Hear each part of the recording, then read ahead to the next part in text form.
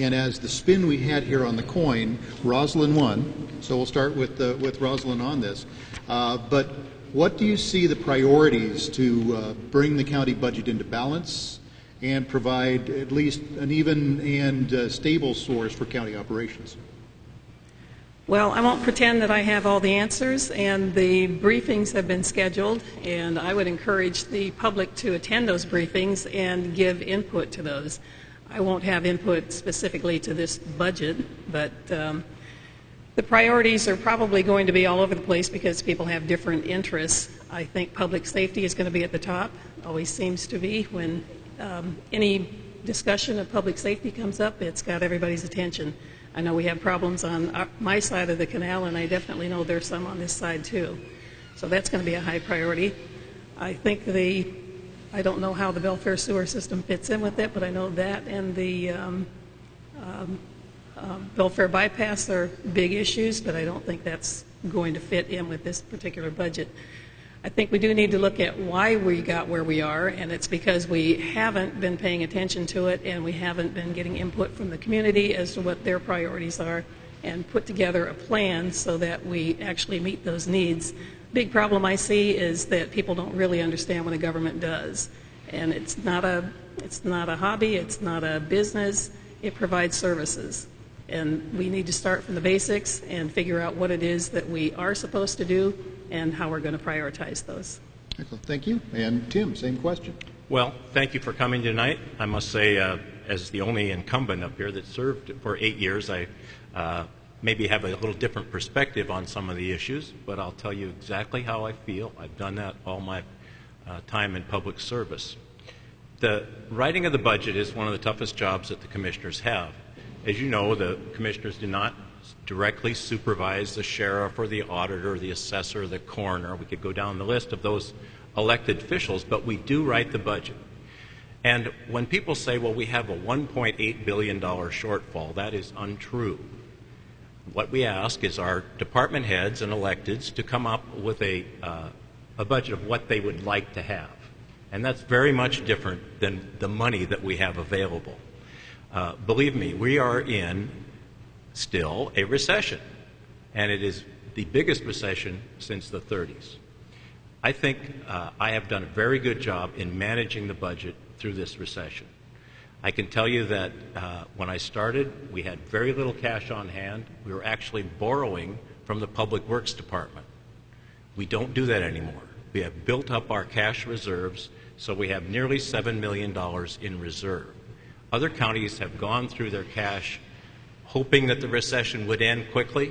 It has not, and I think I've been a prudent voice for budget management so that we can continue our public services that are so essential to us. So writing this budget is going to be easier than people think because we have nearly $7 million in reserve. Grace Harbor County is broke. Ferry County is broke. Other counties are really in tough shape. We also have very little debt. So I think I've done a good job in watching the pennies and the dollars as we work through this. And a lot of the statements that I hear are somewhat political, and I understand that. People are running for office. But I want to tell you the truth. We have nearly $7 million right now in unencumbered reserves. Okay, Rosalind, you have 60 seconds to add your statement or rebut. Well, I think my memory is a little bit longer when I think in 2008, Wes Johnson had mentioned to me that he doesn't understand what happened to the surplus that they left. And I've been watching the county commission and going to meetings for several years. I finally stopped because I couldn't take it anymore. But anyway, the decisions that were being made were kind of issue related instead of overall related. And slowly but surely, the money started dwindling. It was being spent on things that really weren't being given a lot of thought, in my opinion. I've done a lot of budgets myself. I've provided input to congressional budgets, so I think I know a little bit more about numbers. And if you are there and you're following it, you will do a better job. And I'm just not seeing that. Okay, Tim, you have 60 seconds for rebuttal or addition to your statement. Well, I guess I'd rebut that statement, Rosalind. I think it sounds much like a statement that Jay Inslee is making right now in his gubernatorial race. It's not based in specifics. I can tell you, since 2004, the budget for the county sheriff's office, for example, has increased 24%. 24%. And we have diverted some cash from the Public Works Fund for, it's called road diversion money, for a traffic division. And that traffic division, I think, Casey, has 5 officers. Those officers are on the road. Their primary duty is this is an example, is traffic, but they're available for calls when there's an emergency. One of the fellows made a caller out here on near Tawana Falls because he was there as a traffic officer. So let's be specific about the numbers. Let's tell the truth about where we are and where we have been. And I have worked very hard to manage this budget through this recession, and we are in a very good spot. Okay, so let's move on to the next question.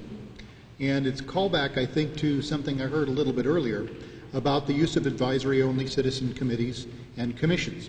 So do you think that, and this is for you starting out, Tim, with 2 minutes, do you think that the use of them could be improved to make county government more accountable to the taxpayers and citizens? Well, thanks, Joel. County advisory committees are very useful. As you know, the county commissioner's time is very limited. They have a lot to do during the meetings and outside commitments as well. For example, serving on the Mason Transit Board, for example, or the Health Board. So advisory committees are very useful. And the League of Women Voters actually helped us and gave us a prod, I would say, a very gentle prod, to come up with some guidelines for advisory committees, how they could be run. I think they should be run, obviously, in a parliamentary procedure. There needs to be recommendations made. There needs to be the Open Public Meetings Act adhered to, of course, those kinds of things. And those guidelines we have published on our website, I believe, that make it very useful for these advisory committees. And we create them, for example, at the Skokomish for a flood advisory committee. And they've been very useful to bring the citizens that are interested in that particular topic to the table and give us some advice that we listen to. Okay, and Rosalind, you have 2 minutes to answer the same question. Well, I agree that they're useful. I think they could be more useful. I have not seen them come to the commission table, at least the meetings that I've been to, the briefings on Mondays and the regular meetings on Tuesdays. I don't know if there are other meetings because I have not seen any.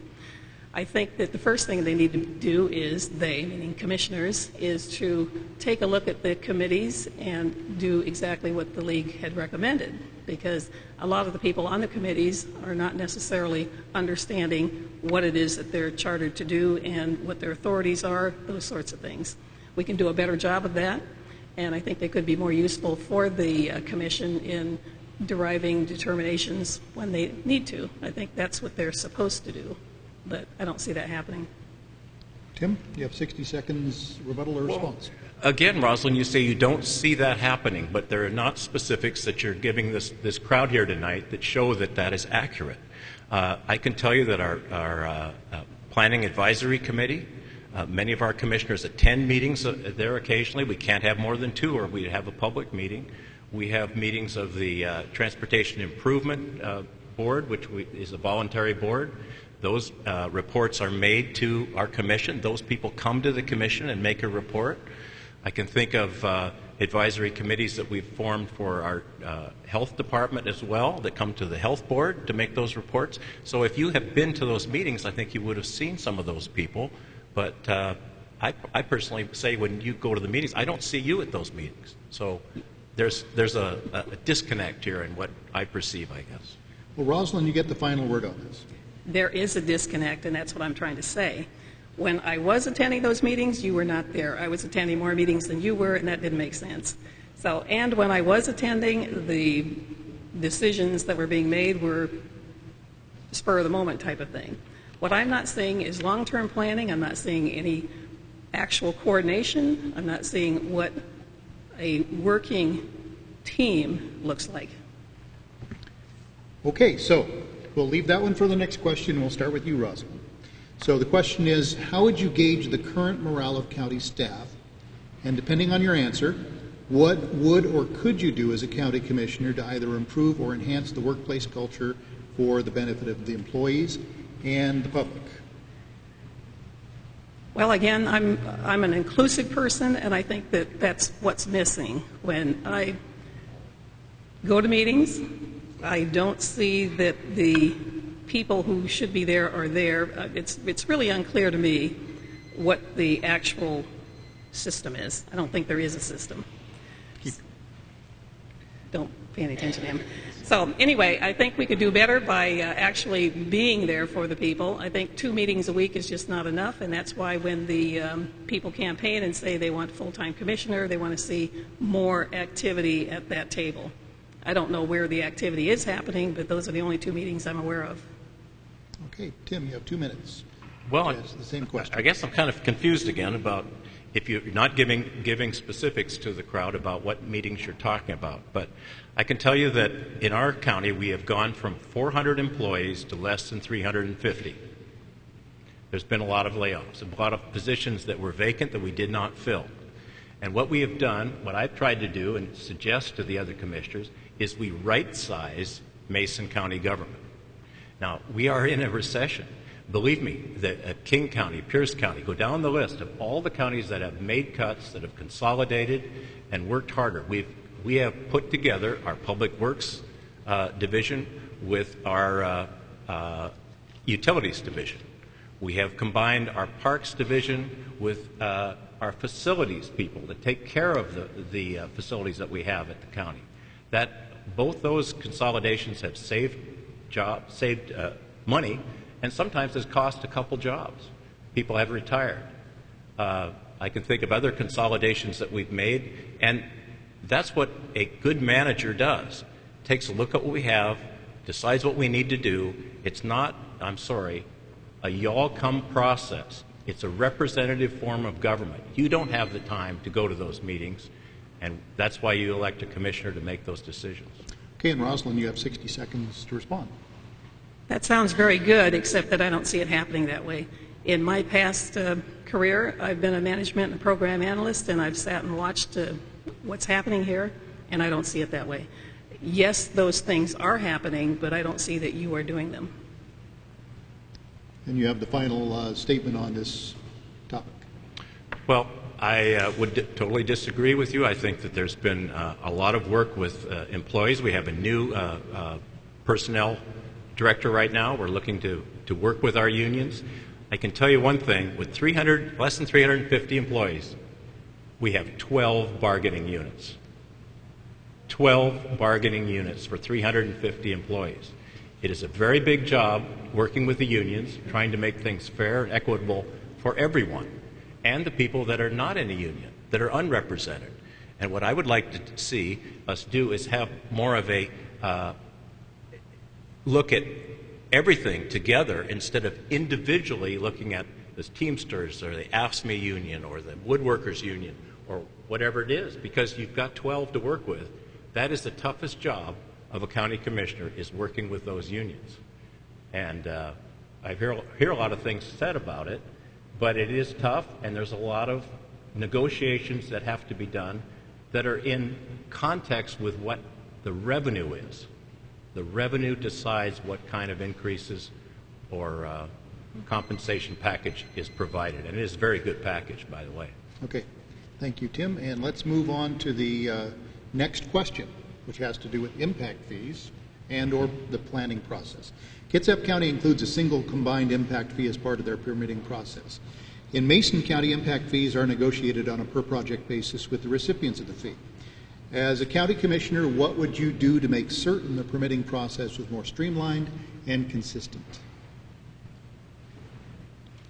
Like me to start? Yes, you're the starter here. I'm not a big fan of impact fees. I can tell you why.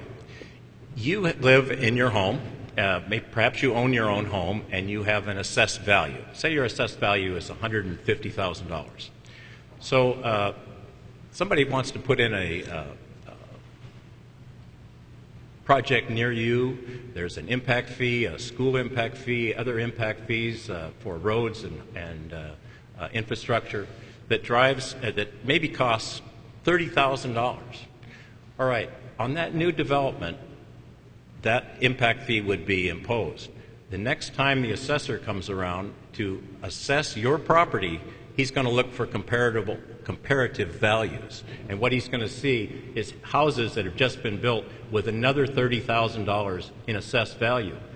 To be fair, and by law, the assessor is going to have to raise your property values to match those new property values. And I think what we've done with that, with impact fees in many other counties, is price our senior citizens and others out of their home. People tell me all the time, Tim, my property taxes are higher than my mortgage ever was. They've worked all their life to pay off their mortgage, and now they're losing their house because of their property taxes. That's not something that helps the community. So impact fees are very difficult for me to swallow, and I have continued to vote against them at the county level. Rosalind, same question. Okay, I don't have a specific opinion about impact fees. I just know that there has to be some problem going on in the planning department, the building department. So I would start there and first look at what we do have and what is required. Again, commissioners sleeping on the switch without knowing what the requirements are. If there are other ways to handle it, I think we could look at that. But again, we still need some supervision of the departments. And when I've talked with some business people who were complaining about the government, I asked them, well, what specifically could we do that would solve your problem? And I didn't get a response, but I think there's an opportunity there to find out what the people think, what do they want, and we just don't listen to them. Okay, response to Well, I can tell you again that you're hearing anecdotal responses to these questions. So I'll try to give you some facts. Real estate excise taxes are down over 70% in our county.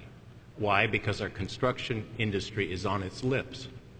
Not just here, but other places as well. I can tell you in 2007, 2007, we had 2,200 residential building permits. Now that's not 2,200 houses, but that's roof, cement work, garage remodel, whatever it is, 2,200 permits. Today we have 400.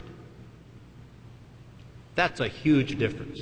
So what we need to do is help construction, encourage them, provide the infrastructure like the Belfair Sewer, which is a huge stimulus for growth in this community. Believe me, huge. And it is designed in increments so it can be managed as growth comes in. Okay, and Rosalind, you get to wrap up this topic. Okay, well, I'm certainly for construction too and making it easy for people to enjoy their property.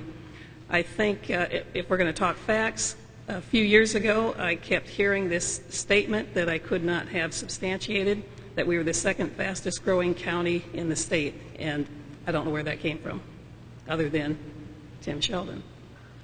So I rest my case. Okay, so let's move on to the last question. And everybody that's been participating in this has followed the rules very well. So we'll wrap this thing up here. I'll start with you, Rosalind. So what skills and or talents you'll bring to the position of county commissioner? What would you bring to the position to get municipalities on the same page, maybe even non-government organizations moving forward in helping the county advance? Well, I think I have strong skills in that area. I've got 25 years with the federal government, so I understand what a government does. And like I say, I'm inclusive. I bring people together, work together. It's just like all the various volunteer jobs that I work on. Because of the contacts that I have, I can help bring people together so that they're working together on their projects instead of individually and going after same monies, that sort of thing. So what I would like to see the county commissioners do is working more with the ports, the cities, and all of the other governments so that we're all going the same place to provide services to the people so that we're not wasting our tax dollars. Okay, thank you. And Tim?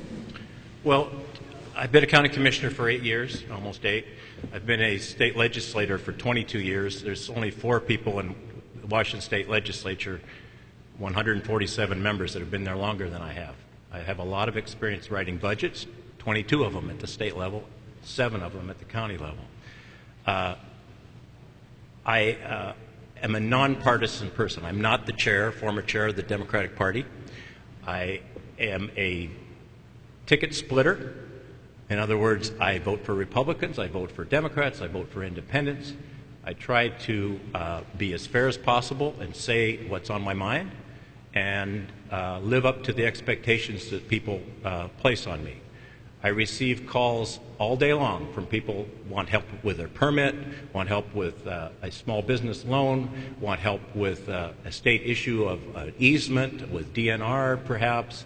Many, many issues. I spend my time with them all day long. I'm my former director of the Economic Development Council. I think I know how to create jobs in our economy, and I'm going to work very hard to do that. And by the way, if you could be the second fastest growing county in Mason. If Mason County could be, because if you added about 400 people to your population with a very low population, your percentage would go up, would be very high. And those are the Office of Financial Management numbers out of the state of Washington. Okay, thank you, Tim. And Rosalind, you have 60 seconds to either comment or add on yours. Okay. I'm very proud of my diverse background, and I have done a lot of things in either partisan and nonpartisan, but my main interest is the community. I work a lot in the community.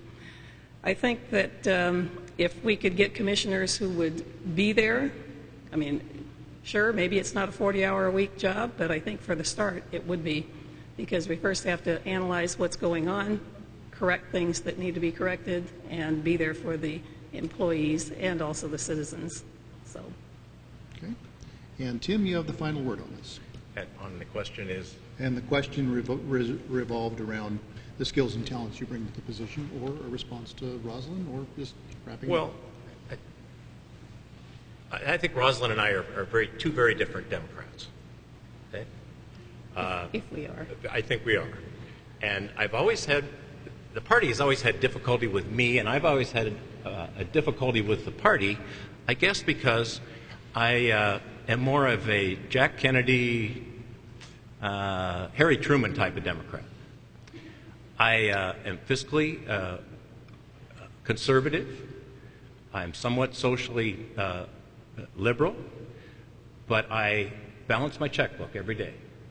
And I know that government has to balance their checkbook every day. And I know that there's a lot of people out there that depend on government for services, and that those services, to be provided, we have to have the revenue to do it. And I don't think it's a time now to raise taxes. I think we need to exist on what we have, to prioritize, and there's still some cuts that we need to make and consolidations that we need to make in county government to make it work more efficiently. Okay, thank you very much. And as a matter of fact, one of the things that many, many years ago in 1992, when I served a 2.5-month term as county commissioner, I had just this teeny little peek into the world that all these people that you saw before you are interested in jumping into. And for anyone who, even in the primary, was interested in stepping up and wanting to run for the position to lead Mason County, I give my hats off to you for anyone that wanted to run, because especially in these times, it's very difficult, but it's also very rewarding by serving the public. So thank you all, the candidates who are here tonight, and all of you who came to listen to them. I would like to mention that on October 11th, we will have the 35th District Forum here at the school, same format. It'll be same time, 6:45 start time, but showing up early to meet the candidates will be a lot of fun. So once again, thank you all for being here, the citizens, to hear from these commission candidates, but also let's give the candidates a big round of applause.